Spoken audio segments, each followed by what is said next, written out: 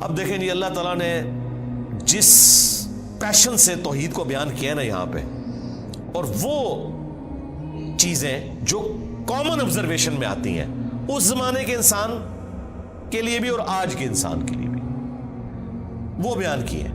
جو میں نے آپ کو سٹارٹ میں کہا تھا سورہ یونس جو ہے آپ سمجھ لیں سورہ توحید ہے، اس کا ڈومیننٹ فیکٹر توحید ہے. قل من یرزقکم من السماء والارض، اے نبی ان سے پوچھئے بھلا بتاؤ تو کون ہے جو رزق دیتا ہے تمہیں آسمان سے اور زمین سے، آسمان سے پانی برسا کر اور اس کے ذریعے زمین سے کھیتی اگا کر.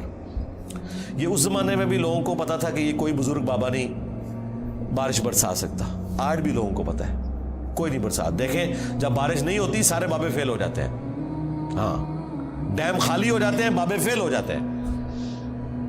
وہ اللہ کی مرضی بارش دے نہ دے. امن یملک السمع والابصار، بھلا بتاؤ کہ کون ہے مالک ہے جو کان اور آنکھوں کا. اللہ نے کان بھی بنائے آنکھیں بھی بنائی، کوئی اور مالک ہو ہی نہیں سکتا. اچھا مجھے بتائیں یہ بزرگ جب ڈورے ہوتے ہیں وہ بھی ڈیوائسز لگواتے ہیں، ہاں ان کی آنکھیں جب کمزور ہوتی ہیں کیا انہوں نے اینکیں نہیں لگائی ہوئی؟ جتنے یہ غوث وقت ہے نا اس وقت سب کی اینکیں لگی ہوئی ہیں. ہاں الیاس قادری صاحب بھی جب انہوں نے کچھ پڑھنا ہوتا ہے نا وہ کہتے ہیں مجدد بھی ہیں اور غوث وقت بھی ہیں اس وقت بریلویوں کے، اینک لگاتے ہیں.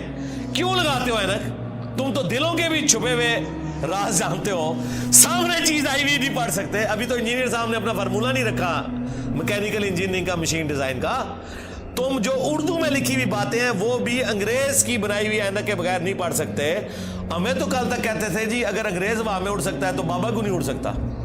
انگریز تو اڑ کے دستا ہے جہاز بہ کے، بابا بھی اڑ کے دسے مان لے مانگے.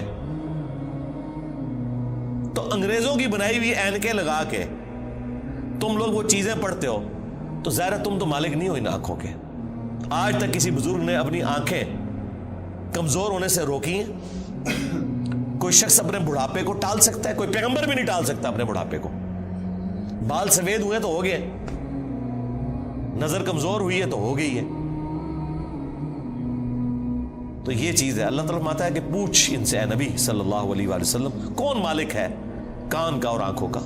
وَمَن يُخْرِجُ الْحَيَّ مِنَ الْمَيِّتِ، اور کون ہے جو مردے میں سے زندہ کو نکالتا ہے.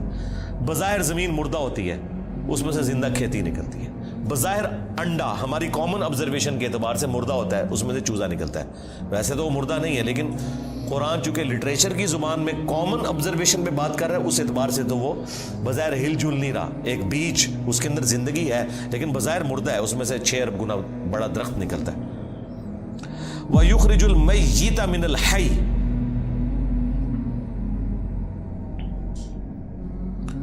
اور مردہ کو نکالتا ہے زندہ سے.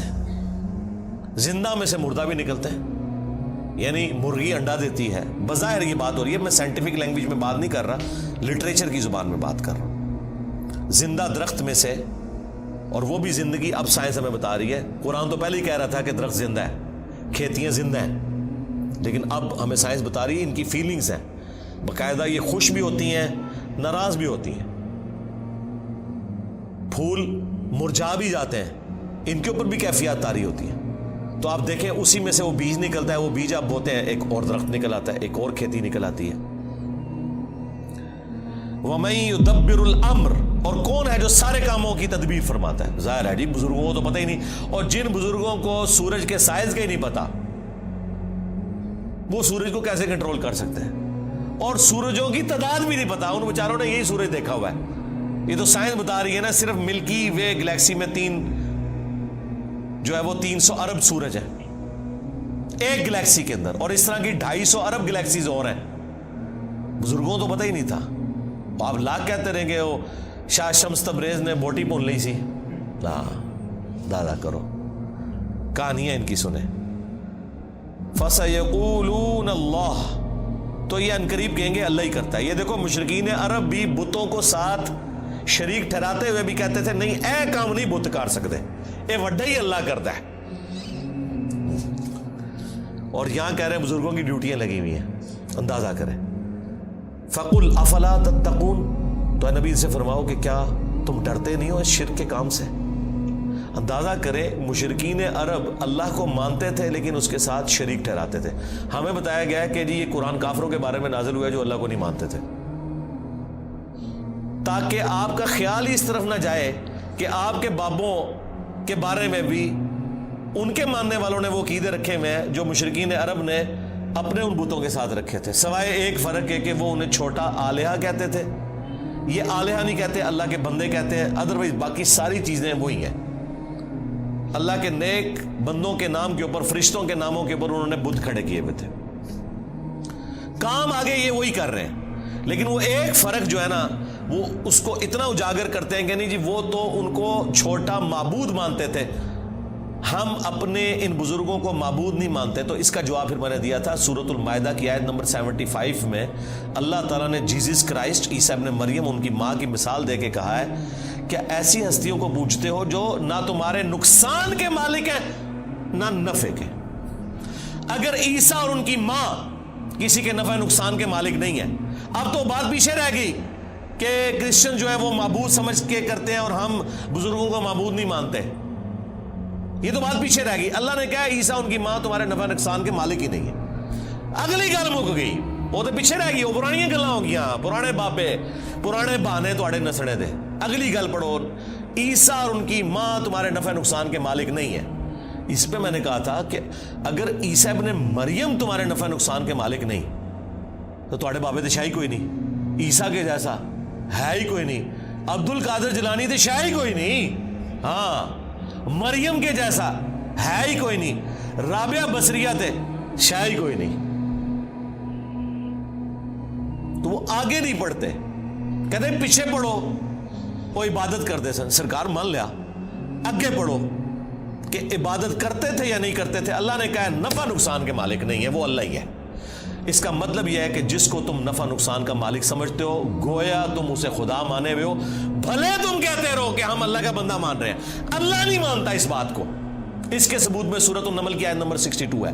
امن یجیب المضطر اذا دعا ویکشف السوء وَيَجْعَلُكُمْ خُلَفَاءَ الْأَرْضِ أَإِلَٰهٌ مَّعَ اللَّهِ. بھلا بتاؤ تو کون ہے جو مصیبت اور پریشانی میں گھرے ہوئے شخص کی فریاد کو سنتا ہے اور اس سے اس کی تکلیف کو دور کر دیتا ہے اور تمہیں زمین پر اگلوں کا خلیفہ کرتا ہے. أَإِلَٰهٌ مَّعَ اللَّهِ، کیا اللہ کے ساتھ کوئی اور معبود بھی ہے جس کی یہ کوالٹی ہو؟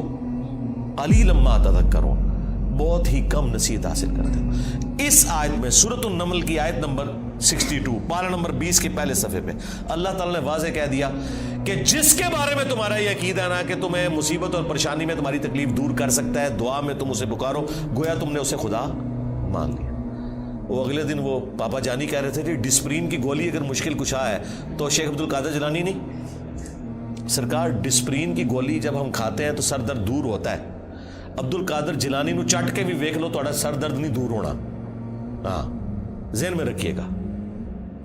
اگر کوئی نہیں مانتا میں تھوڑی اور ورسٹ مثال دیتا ہوں. انہی کا جب پیشاب بند ہوا تھا تو آغا خان میں ان کا آپریشن ہوا تھا تو عبد القادر جیلانی کے مزار پہ اٹھا کے لے جاتے نا. ہاں وہ ڈاکٹروں نے ہی آپ کی ہیلپ کرنی ہے جب پیشاب بند ہوتا ہے. ایون عبد القادر جیلانی کا بھی پیشاب بند ہونا وہ بھی ڈاکٹر ہی علاج کرے گا، خود کوئی اپنا علاج نہیں کر سکتا. سیدھی سی بات ہے. تو مثالیں ہی دیتے ہیں ظاہری اسباب، ادویات، یہ اللہ تعالیٰ نے ان کے ساتھ چیزیں جوڑی ہوئی ہیں. تو میں نے ان کو اگلی مثال دی ہے کہ ویل مچھلی 1.5 گھنٹے تک اپنا سانس روک سکتی ہے. لے آؤ سارے بابے 1.5 گھنٹے ایسے سمندر ہی سٹاں گے انہوں نے. ظاہر ہے یہ کہتے ہیں نا کہ بزرگان دین جو ہیں وہ مطلب یہ انگریزوں سے بھی بہتر ہے تو جانوروں سے بھی بہتر ہوں گے، یا منو کہ تواڈے سارے بابے ویل مچھلی تو بدتر نے. اڑنے کا نہیں کہہ رہے، اڑتے نہیں سکتے ہو، چلو ایسا روکا گے نا جان تے چھوٹے نا. 1.5 گھنٹے ایسے سمندر ہی سٹاں گے ایڈا وڈا وٹا بن کے تاکہ باہر بھی نہ نکل سکن. 1.5 گھنٹے بعد کٹا گے، چلو 5 منٹ پہلے میں کر لاں گا انشاءاللہ. احتیاطاً جیسے زور احتیاطی پڑھ دے رہے نا ہے، میں بھی احتیاطاً 5 منٹ پہلے ایک بار کٹ لواں گا، لیکن کوئی روک کے دسے منو کچھ بھی نہیں ہو سکتا میرے بھائی. یہ سب کے سب جھوٹ ہے جو انہوں نے مشہور کیا. اللہ تعالیٰ فرما رہا ہے نبی ان سے فرماؤ تم پھر بھی ڈرتے نہیں ہو اپنے اس شرکی عقیدے سے. فَذَلِكُمُ اللَّهُ رَبُّكُمُ الْحَقِّ، تو یہ ہے اللہ تمہارا حقیقی رب. جو الحق ہے تمہارا پالنے والا، فماذا بعد الحق الا الضلال، تو بتاؤ حق کے بعد گمراہی کے سوا کیا بچتا ہے؟ یعنی یہ دو ہی آپشن ہو سکتے ہیں، اگر اللہ حق ہے باقی سب باطل ہے، پھر اللہ کے مقابلے پر اگر آ جائے اس میں ان ہستیوں کا قصور نہیں ہے، ذہن میں رکھیے گا۔ لیکن مثال کے لیے پھر اللہ نے کہا ہے اگر اللہ ارادہ کرے کہ عیسیٰ اس کی ماں اور سب لوگوں کو ہلاک کر دے، اللہ کو کوئی پوچھ نہیں سکتا۔ سورۃ المائدہ آیت نمبر 17۔ اب کوئی اللہ کو یہ سمجھائے گا کہ یا اللہ عیسیٰ کا رگڑا کیوں نکالا نعوذ باللہ ان کی نظر میں؟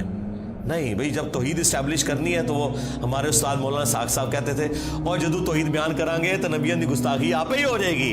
یہ ہو نہیں سکتا کہ ایسی توحید بیان کریے اور گستاخی نہ ہوئے، کیونکہ گستاخی آپ کہہ رہے ہیں، وہ گستاخی ہے نہیں ہے، نبی نہیں سے گستاخی مانیں گے۔ اللہ تعالیٰ نے سورہ نساء میں فرمایا ہے عیسیٰ ابن مریم کبھی یہ اور محسوس نہیں کریں گے اور نہ کوئی مقرب فرشتہ کہ اسے اللہ کا بندہ کہا جائے۔